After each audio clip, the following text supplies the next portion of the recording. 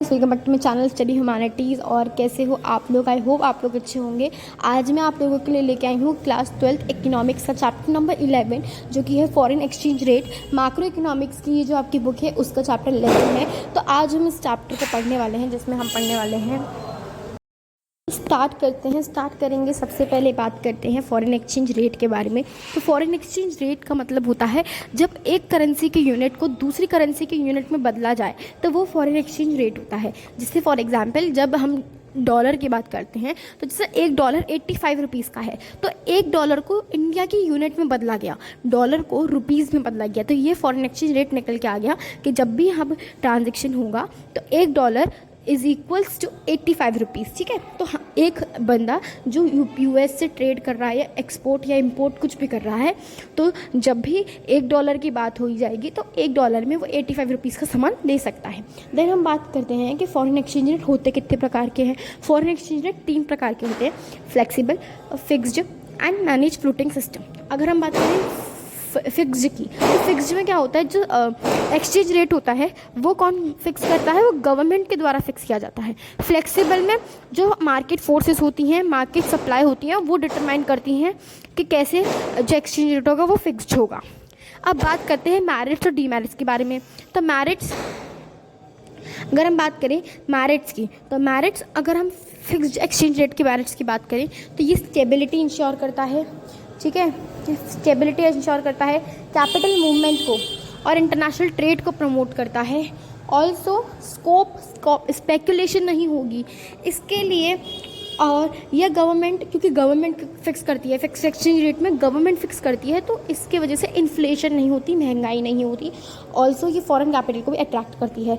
Demerits की बात करें फिक्स एक्सचेंज रेट की, तो डीमेरिट्स क्या होते हैं फिक्स एक्सचेंज रेट के, कि हमें बहुत लार्ज अमाउंट के फॉरेन एक्सचेंज रिजर्व्स को मेंटेन करना पड़ता है, कोई एडजस्टमेंट नहीं होती है बैलेंस ऑफ पेमेंट्स में। बैलेंस ऑफ पेमेंट्स पता होना चाहिए, अकाउंटिंग स्टेटमेंट होती है जो कि विजिबल आइटम्स, इनविजिबल आइटम्स, हमारी यूनिलेटरल ट्रांसफर्स और कैपिटल अकाउंट्स वगैरह जो हम देखेंगे आगे वाले चैप्टर्स में, मैं वीडियो अपलोड करूँगी, तो वो पूरे मैनेज करती है। तो वो उसके बाद हम देखते हैं कि अंडर इवैल्यूएशन या ओवर इवैल्यूएशन नहीं होगा करेंसी का। देखो एक चीज़ आपको पता होनी चाहिए, बहुत कन्फ्यूज़न होता है, डेप्रिसिएशन और एप्रिसिएशन ऑफ करेंसी ये फ्लेक्सिबल में होता है, और रिवैल्यूएशन और डिवैल्यूएशन किस में होता है, फिक्स्ड में होता है। देन ये जो है ये फ्री मार्केट्स नहीं होने देगा। फ्री मार्केट्स नहीं होगा, नहीं देगा भाई, जब रेट फिक्स है गवर्नमेंट के थ्रू, तो गवर्नमेंट का कंट्रोल रहता है फॉरेन एक्सचेंज रेट में, जिसके वजह से फ्री मार्केट्स नहीं हो पाते हैं। अब देखो फ्लेक्सिबल हमने पढ़ लिया था कि फ्लेक्सिबल में क्या होता है, जो मार्केट फोर्सेस होती हैं और मार्केट सप्लाई जो होती है, मार्केट फोर्सेस ऑफ डिमांड और सप्लाई डिटरमाइन करती हैं कि एक्सचेंज रेट क्या होगा। अगर हम बात करें डिमांड की और फॉरेन एक्सचेंज की, तो इन दोनों में, फ्लेक्सिबल एक्सचेंज रेट में डिमांड और फॉरेन एक्सचेंज रेट के दोनों में इन्वर्स रिलेशनशिप होता है। इन्वर्स रिलेशनशिप का मतलब होता है अगर फॉरेन एक्सचेंज रेट का प्राइस बढ़ेगा, ठीक है, एक्सचेंज रेट बढ़ जाएगा, तो उसकी वजह से क्या होगी, डिमांड फॉल हो जाएगी। मतलब फॉर एग्जांपल हम देखते हैं, फॉरेन एक्सचेंज का प्राइस बढ़ा तो डिमांड कम हो जाएगी, फॉरेन एक्सचेंज का प्राइस घट गया तो डिमांड बढ़ जाएगी। फॉरेन एक्सचेंज में मतलब हो गया करेंसी का प्राइस रेट बढ़ गया। ठीक है, तो ये हो गया। अब हम बात करते हैं इसके सोर्सेज, डिमांड क्या है, मैरिट्स देख लेते हैं पहले हम फ्लेक्सिबल एक्सचेंज रेट की, फिर हम सोर्सेज देखेंगे कि डिमांड कैसे, आप कह सकते हो कि डिमांड कब होगी फॉरेन एक्सचेंज रेट की और सप्लाई कब होगी। ठीक है, मैरिट्स क्या हैं हमारे foreign exchange flexible exchange rate के, कि हमें फॉरेन एक्सचेंज रेट्स रिजर्व्स जो हैं, मैंने आपको बताया था फिक्स्ड में कि फॉरेन एक्सचेंज रिजर्व्स मेंटेन करने पड़ते हैं, बट फ्लेक्सिबल में हमें कोई भी फॉरेन एक्सचेंज रेट्स रिजर्व्स को मेंटेन करना नहीं पड़ता। ये ऑटोमेटिक, यहाँ पे ऑटोमेटिक एडजस्टमेंट हो सकती है बैलेंस ऑफ पेमेंट्स की। ये एफिशिएंसी, रिसोर्स एलोकेशन में मदद करता है। रिसोर्स एलोकेशन कनेक्ट करते हुए चलो, ऑब्जेक्टिव है किसका, गवर्नमेंट बजट का। ऑब्स्टिकल्स को, जो कैपिटल का ट्रांसफ़र करने में जो ऑब्स्टिकल्स आती हैं, जो परेशानी आती हैं, उसको हटाने में मदद करता है। अंडर इवैल्यूएशन और ओवर वैल्यूएशन ऑफ करेंसी को एलिमिनेट, ख़त्म कर देता है।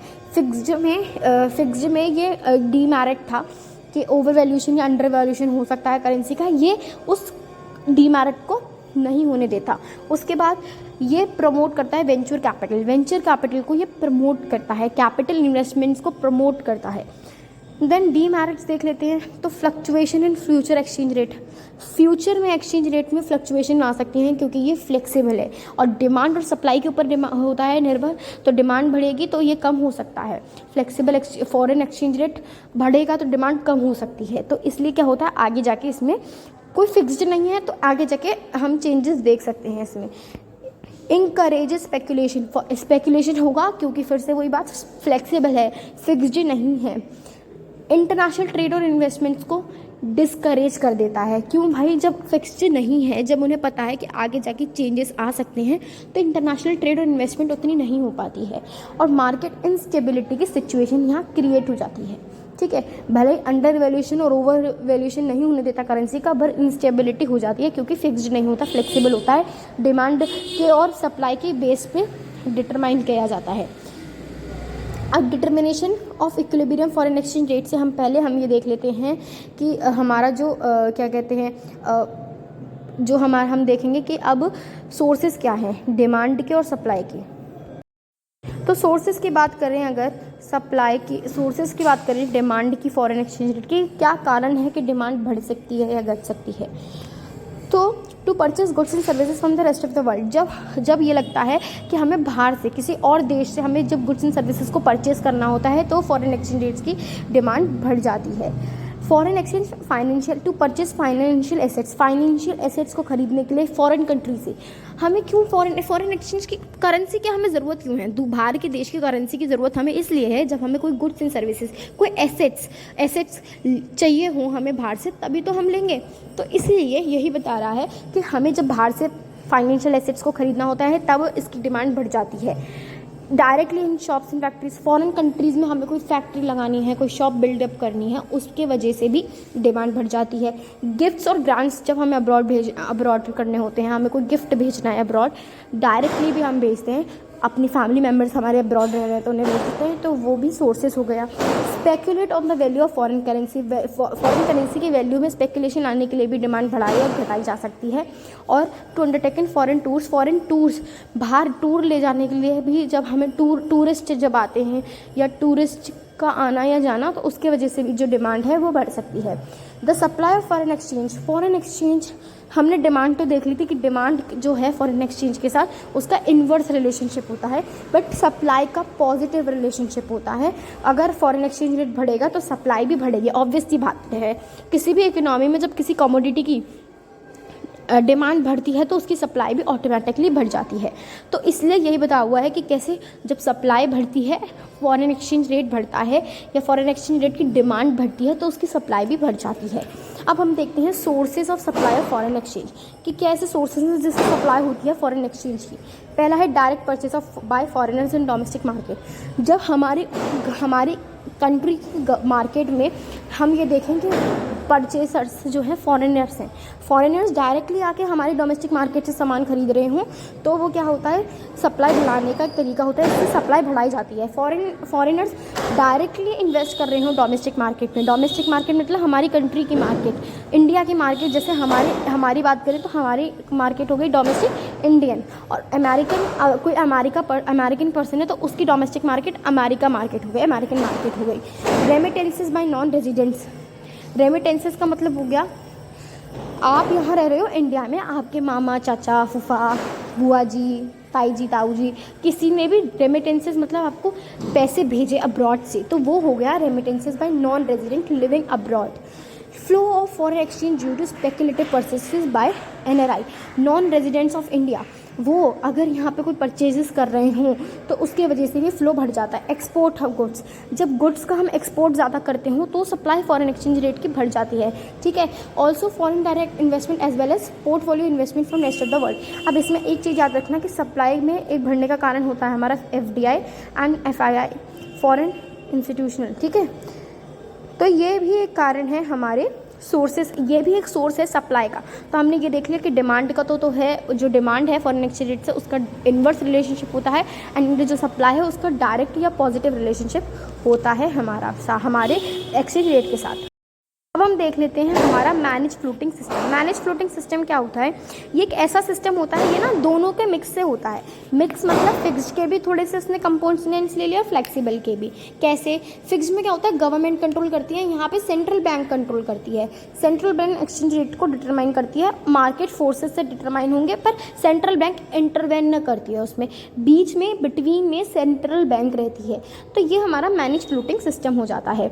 अब हम बात करते हैं रीवैल्यूएशन ऑफ करेंसी और करेंसी डेप्रिसिएशन के बारे में बात करते हैं।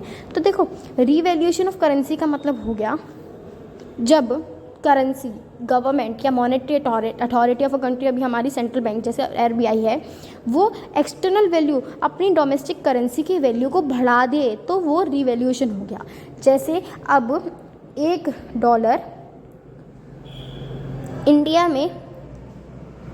इंडिया की वैल्यू बढ़ा के हमने 75 कर दिया। अब कहोगे कि भैया वैल्यू बढ़ी तो नंबर बढ़ने चाहिए। नहीं, जब वैल्यू बढ़ती है, रिवैल्यूएशन होगा या एप्रिसिएशन होगा करेंसी का, तो वैल्यू घट जाएगी, मतलब नंबर्स में घट जाएगी, बट एक्चुअली में वैल्यू बढ़ रही है। कैसे? अब देखो, $1 में पहले एक बंदा आके यहाँ पे 85 रुपीज़ की परचेसेस कर लेता था, अब यहाँ पे आगे सिर्फ 70 रुपीज़ की परचेस कर लेगा। तो इसकी वजह से क्या होगी, हमारी करेंसी की जो वैल्यू होगी वो बढ़ जाएगी। देन डेप्रिसिएशन में क्या होता है, वैल्यू करेंसी की वैल्यू कम हो जाना।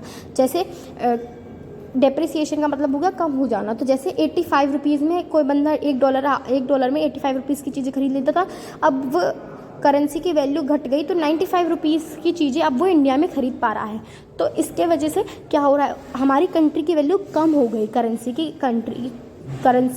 की वैल्यू कम हो जाना, तो डेप्रिसिएशन होता है। एप्रिसिएशन का मतलब भी वही होता है कि डोमेस्टिक करेंसी का बढ़ जाना, डोमेस्टिक करेंसी की वैल्यू का बढ़ जाना। डीवैल्यूएशन का मतलब होता है घट जाना। तो ये आपको याद रखना है, डेवैल्यूएशन और डेप्रिसिएशन के जो बीच में डिफरेंस है वो याद करके ज़रूर जाना, ठीक है। अब हम आ जाते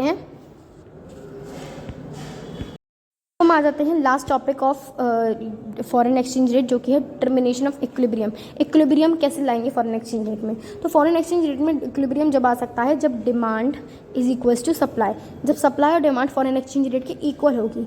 तो अगर हम फ्री मार्केट सिचुएशन की बात करें, मतलब फ्लेक्सिबल रेट की बात करें, तो फ्लेक्सिबल रेट में मार्केट फोर्सेस डिटरमाइन करती हैं और इसलिए इनवर्स रिलेशनशिप होता है डिमांड और exchange rate, demand of foreign exchange और एक्सचेंज रेट का, और डायरेक्ट रिलेशनशिप होता है सप्लाई का। तो इन कारणों के कारण जो डिमांड कर्व है वो डाउनवर्ड है। पूछा जाता है, हम इक्विलिब्रियम की बात करेंगे तो इक्विलिब्रियम में आप ये बताओगे कि इक्विलिब्रियम एक ऐसी सिचुएशन जहाँ पे डिमांड और सप्लाई इक्वल होगी। अब देखो अब इसमें कर्व की बात करते हैं। तो देखो कर्व की बात करते हैं, ये हमारा कर्व है। यहाँ पे अगर आप देखो तो डिमांड ये रही, सप्लाई ये रही। अब डिमांड जो है वो डाउनवर्ड स्लोपिंग और सप्लाई हमारी अपवर्ड स्लोपिंग है। तो क्यों डाउनवर्ड है? हमने पढ़ा था कि डाउनवर्ड इसलिए है क्योंकि इन्वर्स रिलेशनशिप है, और जो सप्लाई है उसका जो कर्व है वो अपवर्ड इसलिए क्योंकि पॉजिटिव रिलेशनशिप है। तो यही है डिटर्मिनेशन ऑफ इक्विलिब्रियम। इतना ही आपको पढ़ना था इस चैप्टर में। आई होप कि आपको ये चैप्टर समझ में आया होगा। 15 मिनट की वीडियो थी तो रिवीजन हो पाया होगा। समझ में तो मुझे नहीं पता, क्योंकि समझ में 15 मिनट में नहीं आ सकता ये चैप्टर। हाँ, पर आपको अगर रिवीजन के पर्पज़ से आपने ये वीडियो देखी तो मुझे लगता है कि आपको रिवाइज़ होंगी बहुत सारी चीज़ें, एंड 15 मिनट में इतना ही रिवाइज़ हो सकता है। एक स्ट्रोक में मैं आपके दिमाग में सब कुछ नहीं भर सकती, 15 मिनट में इतना ही हो सकता है। आई होप कि आपको ये वीडियो पसंद आई हो। अगर आपको पसंद आई है और आप ऐसे ही और वीडियोस चाहते हैं तो कमेंट करना, ठीक है। Thank you so much for watching, bye.